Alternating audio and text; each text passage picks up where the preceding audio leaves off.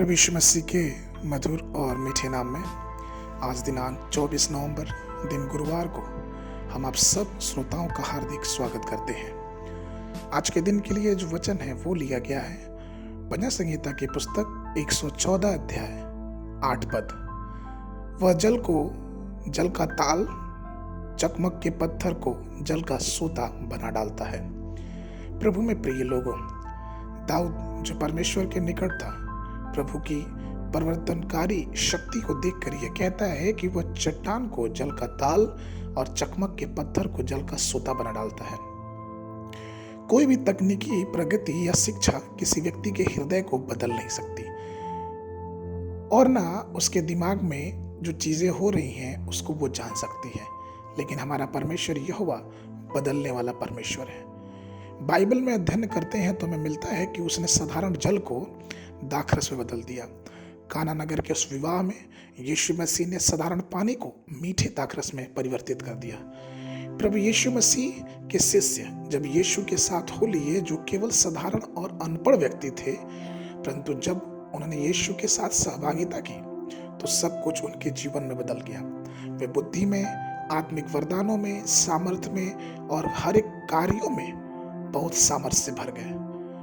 प्रभु प्रत्येक व्यक्ति के स्वभाव को बदलते हैं, यहाँ तक कि एक अपराधी व्यक्ति भी अगर बदलना चाहे तो प्रभु उसकी इस कार्य में मदद करते हैं। वह मनुष्य अपने जीवन को बदल सकता है, ठीक हो सकता है। जिस व्यक्ति को कानून या फिर समाज नहीं बदल सकता, लेकिन अगर उसके मन में बदलने की चाहत है तो परमेश्वर उसे बदल देगा।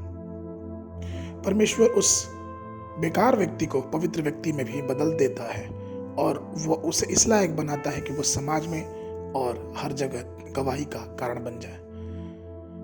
यहोवा ने अय्यूब के जीवन की सारी वस्तुओं को बदल दिया, फिर से बहाल कर दिया। अय्यूब की पुस्तक को हम पढ़ते हैं, पहला सामुएल के पहले और दूसरे अध्याय में पढ़ते हैं कि परमेश्वर ने हन्ना के बांझपन को बदल दिया।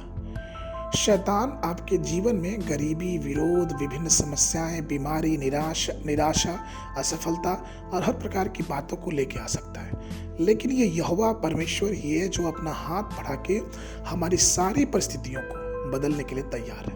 वो हमारे दुख को आनंद में बदल देता है। राजा दाऊद भजन संहिता की पुस्तक उसके 30 के 11 में कहते हैं कि तूने मेरे लिए विलाप को नृत्य में बदल डाला, तूने मेरा टाट उतरवा कर मेरी कमर में आनंद का पटुआ बांधा है। जरा सोचिए कि उसे किस पीड़ा से गुजरना पड़ा होगा।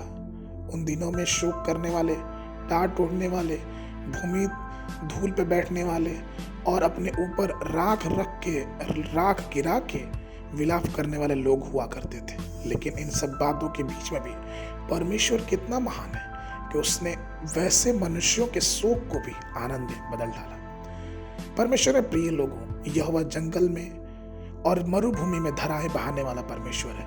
वो अंधकार में प्रकाश देने वाला है और जहां कुछ भी नहीं है वहां से वो सब कुछ बना सकता है। वही है जो हमारे जीवन को चलाता है और वही आज भी इस योग्य है कि हमारी जीवनों को वो बहुत आयत की आशीष दे। वो हमारे जीवनों में सब कुछ नया करने वाला परमेश्वर है। इसलिए आइए हम परमेश्वर पर से विश्वास करें कि वही है जो हमारे जीवनों में आशीष देगा।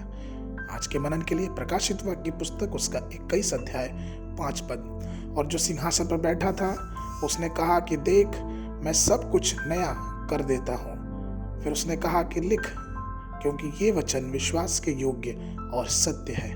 बाइबल अध्ययन के लिए सुबह के समय यहेजकेल नबी की पुस्तक उसका 22 और 23 अध्याय, संध्या के समय पहला पतरस उसका पहला अध्याय। परमेश्वर आप सबको आशीष देवे।